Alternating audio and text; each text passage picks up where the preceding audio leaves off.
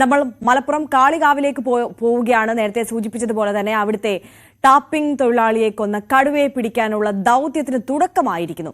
അരുൺ സക്രിയ അടക്കമുള്ള ഡോക്ടർമാരും കുങ്കിയാനയായ കുഞ്ചുവും ദൗത്യ സംഘാംഗങ്ങളും ഇന്നലെ കാളികാവിലെത്തി കടുവ ഗഫൂറിനെ കൊന്ന മേഖലയിൽ നിരീക്ഷണ ക്യാമറകൾ സ്ഥാപിച്ചു.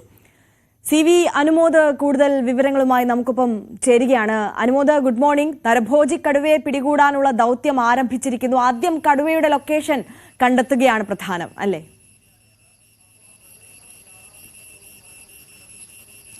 അരെ ഗുഡ് മോർണിംഗ്. തീർച്ചയായും ഒരു നാടൊന്നാകെ ഇപ്പോൾ ഈ നരഭോജി കടുവയെ കണ്ടെത്താനുള്ള ഒരു പരിശ്രമത്തിലാണുള്ളത്. ഇന്നലെ വൈകുന്നേരം തന്നെ വനം വകുപ്പിൻ്റെ കടുവയെ പിടികൂടാനുള്ള നടപടികൾക്ക് തുടക്കമായിരുന്നു. ഡോക്ടർ അരുൺ സക്രിയ അടക്കമുള്ള ഡോക്ടർമാരും അതുപോലെ തന്നെ ഈ ഒരു മിഷൻ്റെ ഭാഗമായിട്ട് പ്രവർത്തിക്കുന്ന ഉദ്യോഗസ്ഥരൊക്കെ കാളികാവിലെത്തിയിട്ടുണ്ട്. നമുക്കിപ്പോൾ കുഞ്ചുവിനെയും ദൃശ്യങ്ങളിൽ കാണാം. മറ്റൊരു കുങ്കിയാനയായ കോന്നി സുരേന്ദ്രനും ഇന്ന് ഇവിടേക്ക് എത്തിച്ചേരുമെന്നാണ് അറിയാൻ കഴിയുന്നത്. ഇന്നലെ രാത്രി തന്നെ ഗഫൂറിനെ കടുവ കൊന്ന മേഖലയിൽ എത്തിച്ചേർന്ന് അവിടെയെല്ലാം നിരീക്ഷണ ക്യാമറകൾ സ്ഥാപിക്കുന്ന നടപടികൾ പൂർത്തിയാക്കിയിരുന്നു. അതുപോലെ തന്നെ ഇതിൻ്റെ ഈ കടുവ അതിനെ കണ്ടെത്താനുള്ള പരിശ്രമങ്ങൾക്കും തുടക്കമായിട്ടുണ്ട്. ഈ നിശ്ചിത ദൂരപരിധിയിൽ സ്ഥാപിച്ച ക്യാമറകളിൽ കടുവയുടെ ചിത്രങ്ങൾ പതിയുന്നതാണ് ആദ്യത്തിൽ അതിനെ തിരിച്ചറിയുന്നതിൻ്റെ നടപടി. അതിനുശേഷം അതിനെ ലൊക്കേറ്റ് ചെയ്ത് കുങ്കിയാനകളുടെ സഹായത്തോടെ അതിനെ പിടികൂടുക എന്ന ഉദ്ദേശമാണ് വനം വകുപ്പിനുള്ളത്.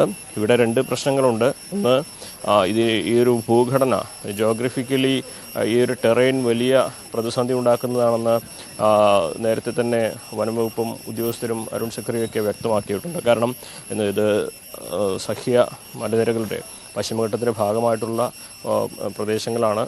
ചെങ്കുത്തായ മല നിരകളാണുള്ളത്. അത് വലിയ പ്രതിസന്ധി ഉണ്ടാക്കുന്ന തരത്തിലൊരു ടെറൈനാണ്.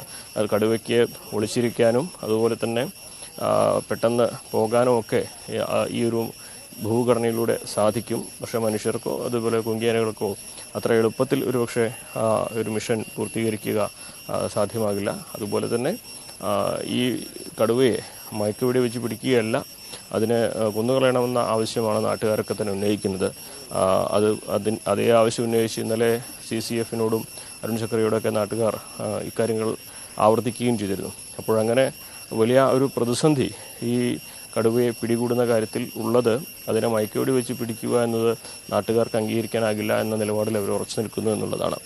തന്നെയാണെങ്കിലും നാട്ടുകാരെ സംബന്ധിച്ച് ഈ ഒരു തലവേദന, വന്യമൃഗശല്യം എന്ന ഭീതി അതൊഴിയാൻ ഉള്ള നടപടികൾ സ്വീകരിച്ചു തുടങ്ങിയിട്ടുണ്ട് എന്നുള്ളത് ആശ്വാസം തന്നെയാണ്. ഇനിയിപ്പോൾ ഒരു അല്പസമയത്തിനകം തന്നെ അരുൺ സക്രിയ അടക്കമുള്ള ഉദ്യോഗസ്ഥരും വനംവകുപ്പ് ഉദ്യോഗസ്ഥരൊക്കെ ഈ മേഖലയിലേക്ക് എത്തിച്ചേരും. അതിനുശേഷമാകും ഈ പാറശ്ശേരി റാവുത്തൻകാട് മേഖലയിലേക്ക് അവർ പ്രവേശിക്കുക. എന്താണെങ്കിലും മിഷൻ ഇവിടെ തുടങ്ങിക്കഴിഞ്ഞിട്ടുണ്ട്. ഇന്നലെ സ്ഥാപിച്ച ക്യാമറകളിൽ കടുവയുടെ ദൃശ്യം പതിഞ്ഞിട്ടുണ്ടോ എന്നതിൻ്റെ കൂടി അടിസ്ഥാനത്തിലാകും എത്ര ദൂരം പോകണമെന്നും എന്തൊക്കെ നടപടികൾ സ്വീകരിക്കണമെന്ന കാര്യത്തിൽ ആദ്യ ഘട്ടത്തിൽ തീരുമാനങ്ങൾ ഉണ്ടാവുക. ആര്യ. അനുമോദ് ഇന്നലെ സൂചിപ്പിച്ചതുപോലെ തന്നെ സംരക്ഷിത വനമേഖലയോട് ചേർന്ന പ്രദേശമാണ്. ഇവിടെ ഇത്തരത്തിലുള്ള വന്യമൃഗ ശല്യങ്ങൾ അത് ദിനംപ്രതി ഉള്ള കാഴ്ചയാണ്. അവരത്രത്തോളം ഭീതിയിലും ദുരിതത്തിലുമാണ് ആ പ്രദേശവാസികൾ കഴിയുന്നത്. ഈ കടുവയുടെയോ പുലിയുടെയും ഒക്കെ സാന്നിധ്യമുണ്ടെന്ന് പലകുറി പരാതിപ്പെട്ടിട്ടും ഒരു നടപടിയും സ്വീകരിക്കാത്തതിനാലാണ് വലിയ രീതിയിലുള്ള പ്രതിഷേധം ഇന്നലെ ഗഫൂറിന്റെ മരണത്തിന് പിന്നാലെ അവിടെ അരങ്ങേറിയത്. ഒരുപാട് ആവശ്യങ്ങൾ ആ നാട്ടുകാർ മുന്നോട്ട് വെച്ചിട്ടുണ്ടായിരുന്നു. ചില ഉറപ്പുകളൊക്കെ ആ നാട്ടുകാർക്ക് നൽകാനും കുടുംബത്തിനും നൽകാനും സർക്കാരിന് സാധിക്കുകയും ചെയ്തിട്ടുണ്ട്. ഇപ്പോൾ സ്ഥിതിഗതികൾ അവിടെ ശാന്തമാണോ? നാട്ടുകാരുടെ പ്രതിഷേധത്തിനൊക്കെ ഒരു അയവ് വന്ന സാഹചര്യമാണോ ഇപ്പോൾ ഉള്ളത്?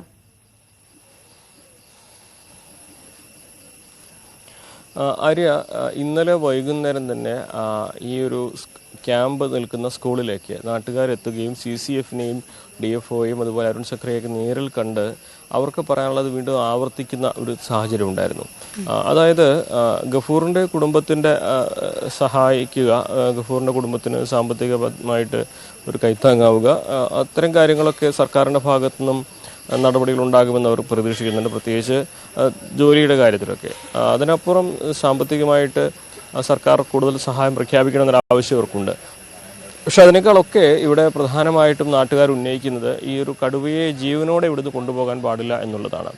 കാരണം ഈ അവരുടെ എല്ലാം വളർത്തുമൃഗങ്ങളെയും അതേപോലെ തന്നെ ഇപ്പോൾ അവരിൽ ഒരാളെയും കൊന്ന കടുവയെ ജീവനോടെ കൊണ്ടുപോകുന്നത് ഒരുപക്ഷെ നാളെ മറ്റൊരിടത്ത് ആളുകൾക്ക് ഭീഷണി ഉണ്ടാക്കുന്ന സാഹചര്യം ഉണ്ടാക്കുമെന്നാണ് നാട്ടുകാർ പറയുന്നത്. പ്രത്യേകിച്ച് മനുഷ്യൻ്റെ മാംസത്തിൻ്റെ രുചി അറിഞ്ഞ ആ വന്യജീവി സ്വാഭാവികമായിട്ടും മനുഷ്യനെ വേട്ടയാടുന്നതിന് ഇനി കൂടുതൽ ത്വര കാണിക്കാനുള്ള ഒരു സാധ്യതയും ഉണ്ട്. അതുകൊണ്ട് തന്നെ ഇതിനെ ഇവിടുന്ന് പിടിച്ചുകൊണ്ടുപോയി മറ്റൊരു സ്ഥലത്തേക്ക് കൊണ്ടുപോയിട്ടാലും അത് വീണ്ടും ഇതേ രീതിയിൽ മനുഷ്യനെ ആക്രമിക്കുമെന്ന ഒരു ആശങ്ക പങ്കുവയ്ക്കുന്നുണ്ട്.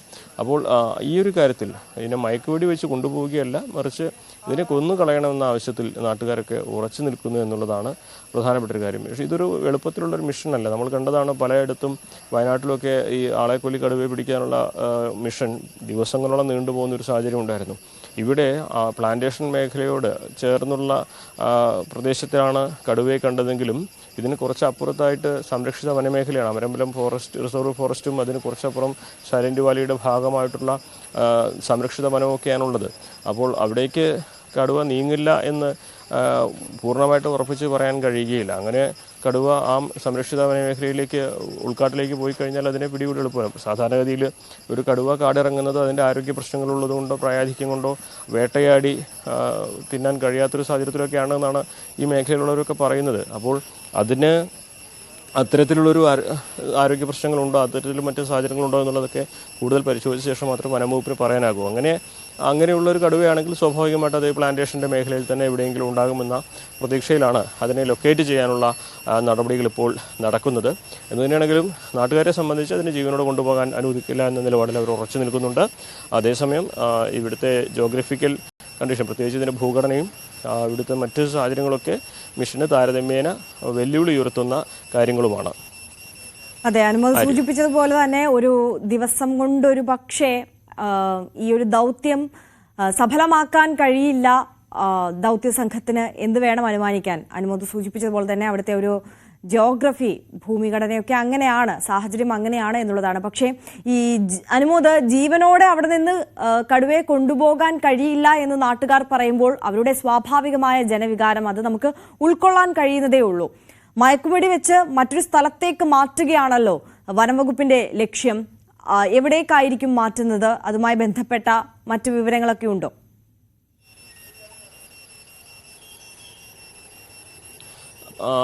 അത്തരം കാര്യങ്ങളിലേക്കൊന്നും വനംവകുപ്പിൻ്റെ ഭാഗത്തു നിന്നൊരു ആലോചനകൾ നടന്നിട്ടില്ല എന്ന് വേണം കരുതാൻ. ഒന്നുകിൽ വയനാട്ടിലേക്കായിരിക്കും കൊണ്ടുപോവുക. പക്ഷേ അങ്ങനെ കൊണ്ടുപോകുന്നതിന് തീരുമാനമെടുക്കുന്നതിന് കടുവയുടെ ആരോഗ്യസ്ഥിതിയും അതിനെ പിടികൂടുമ്പോഴുള്ള സാഹചര്യങ്ങളൊക്കെ തന്നെ വലിയ ഘടകങ്ങളാണ്. ഒരുപക്ഷെ മയക്കുവെടി വെച്ച് അത് നിലമ്പൂരിലെ ഉൾക്കാടുകളിലേക്ക് തന്നെ ഇതിനെ തുറന്നുവിടാനുള്ള സാധ്യത തള്ളിക്കളയാനാകില്ല. പക്ഷേ ഇത് മാനീറ്റർ അനിമൽ അല്ലെങ്കിൽ നരഭോജി കടുവ ആയതുകൊണ്ട് അതിന് ഒരുപക്ഷെ വയനാട്ടിലുള്ള ഇത്തരത്തിലുള്ള വന്യമൃഗങ്ങളെ മാറ്റിയ സ്ഥലത്തേക്ക് മാറ്റണം എന്നൊരു സാധ്യതയും തള്ളിക്കളയാനാകില്ല.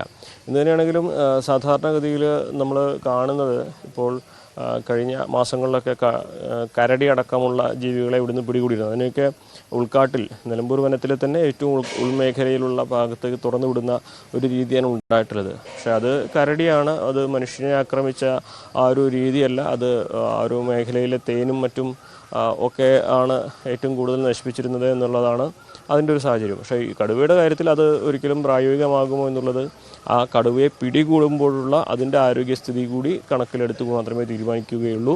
എന്ന് തന്നെയാണെങ്കിലും വെടിവെച്ച് കൊല്ലണം എന്ന് നാട്ടുകാർ പറയുമ്പോഴും നമുക്കറിയാം ദേശീയ മൃഗമാണ്. അതിനെ പിടികൂടുമ്പോൾ പാലിക്കേണ്ട ചട്ടങ്ങളുണ്ട്, ചില നടപടിക്രമങ്ങളുണ്ട്. അതെല്ലാം ഫുൾഫിൽ ചെയ്ത് അല്ലെങ്കിൽ അതൊക്കെ പൂർത്തീകരിച്ച് മാത്രമേ അത്തരത്തിലുള്ള തീരുമാനത്തിലേക്ക് വനംവകുപ്പിന് എത്തിച്ചേരാൻ കഴിയുകയുള്ളൂ.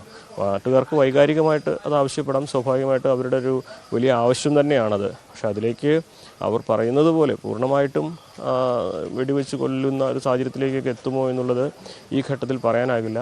പിടികൂടിയാൽ രണ്ട് സാധ്യതകളാണുള്ളത്. ഒന്ന്, നിലമ്പൂർ വനത്തിലെ ഏറ്റവും നിത്യഹരിത വനങ്ങളൊക്കെ ഉള്ള അമരമ്പലം റിസർവ് ഫോറസ്റ്റ് അവിടേക്ക് കൊണ്ടുപോകാനുള്ളൊരു സാധ്യത, അതല്ലെങ്കിൽ ഏതെങ്കിലും സംരക്ഷിത കേന്ദ്രങ്ങളിലേക്ക് മാറ്റുക.